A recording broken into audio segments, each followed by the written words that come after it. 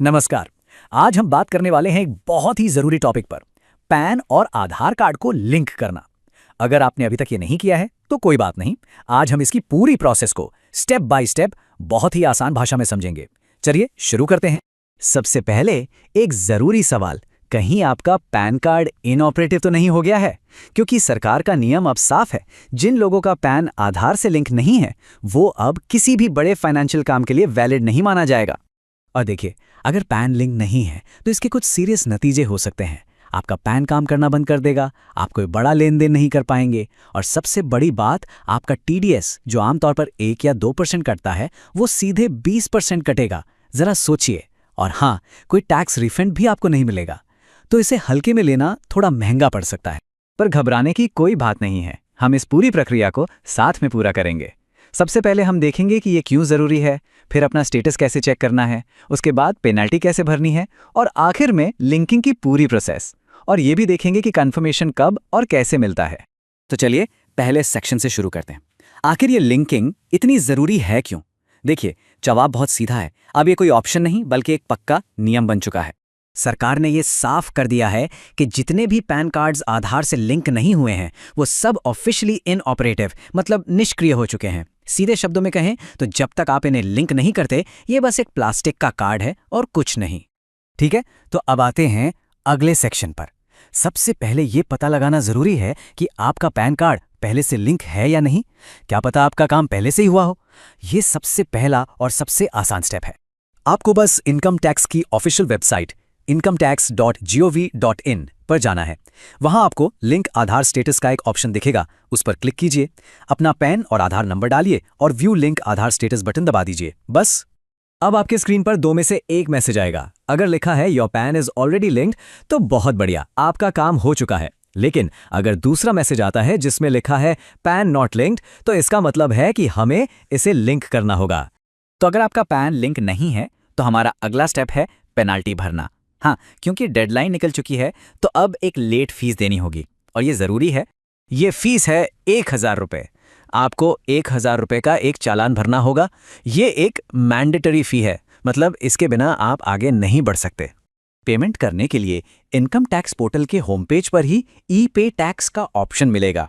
उस पर क्लिक करें, अपना पैन नंबर 2 बार ध्यान से डालिए, एक मोबाइल नंबर डालिए और OTP से वेरीफाई कीजिए।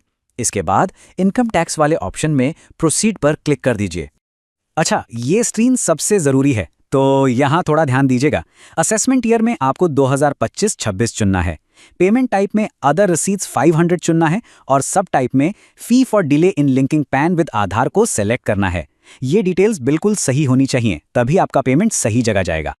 और अच्छी बात यह है कि पेमेंट के लिए आपको कई ऑप्शन मिलते हैं। आप नेट बैंकिंग, डेबिट कार्ड या फिर पेमेंट गेटवे से भी पेमेंट कर सकते हैं, जिसमें फ़ोन पे या गूगल पे जैसे UPI ऐप्स भी चल जाते हैं। तो जो भी आपके लिए आसान हो आप वो तरीका चुन सकते हैं। और हाँ, पेमेंट पूरा होने के बाद चालान की रसीद डाउनलोड करना बिल्कुल मत भूलिएगा। ये आपके पेमेंट का प्रूफ है और आगे काम आ सकता है, इसे संभाल कर रख लीजिए। बहुत बढ़िया, पेमेंट वाला ज़रूरी काम हो गया। अब हम अपने आखिरी और सबसे ज़रूरी स्टेप पर हैं, पैन और आधार को लिंक करने की असली प्रक्रिया। लेकिन रुकिए, पेमेंट करने के ठीक बाद आप लिंक नहीं कर सकते। सिस्टम को आपका पेमेंट अपडेट करने में करीब 24 घंटे लग सकते हैं। तो पेमेंट करने के बाद थोड़ा इंतजार करना होगा। लगभग 24 घंटे के बाद आपको इनकम टैक्स की वेबसाइट पर वापस आना है, पर इस बार लिंक आधार वाले बटन पर क्लिक करना है। अपना पैन और आधार नंबर डालकर वैलिडेट पर क्लिक कर दीजिए। और सबसे अच्छी बात यह है कि सिस्टम बहुत स्मार्ट है, वो आपके पेमेंट को अपने आप ढूंढकर वेरीफाई कर लेगा। आपको चालान की कोई भी डिटेल दोबारा भरने की जरूरत नहीं पड़ेगी, सब कुछ ऑटोमेटिक हो जाएगा। बस अब कुछ आखिरी डिटेल्स भरनी है। कंटिन्यू पे क्लिक करें, अपना नाम बिल्कुल वैसा ही लिखें जैसा आधार कार्ड पर लिखा है, अपना मोबाइल नंबर डालें और OTP से वेरीफाई करें। इसके बाद जैसे ही आप वैलिडेट पर क्लिक करेंगे, आपका रिक्वेस्ट सबमिट हो जाएगा। चलिए, अब हम आखिरी सेक्शन पर आ गए हैं। देखते हैं कि रिक्वेस्ट सबमिट करने के बाद क्या होता है और हमें कैसे पता चलेगा कि हमारा काम सफलतापूर्वक हो गया है। जैसे ही आप रिक्वेस्ट सबमिट करेंगे, आपको स्क्रीन पर यह मैसेज दिखाई देगा। इसका सीधा सा मतलब है कि आपकी एप्लीकेशन वेरिफिकेशन के लिए UIDAI के पास भेज दी गई है। आपकी तरफ से प्रोसेस पूरी हो गई है। अब बस थोड़ा और इंतजार करना है।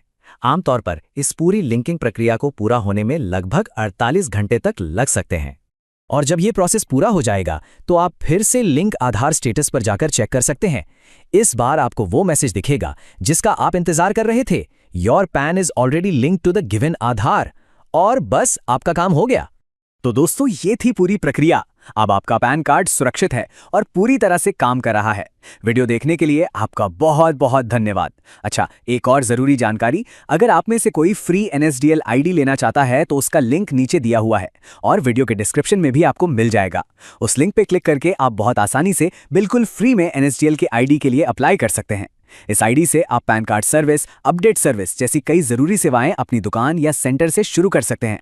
तो देर मत कीजिए, नीचे दिए गए URL पर क्लिक करें और अभी अपनी फ्री NSDL आईडी के लिए अप्लाई करें।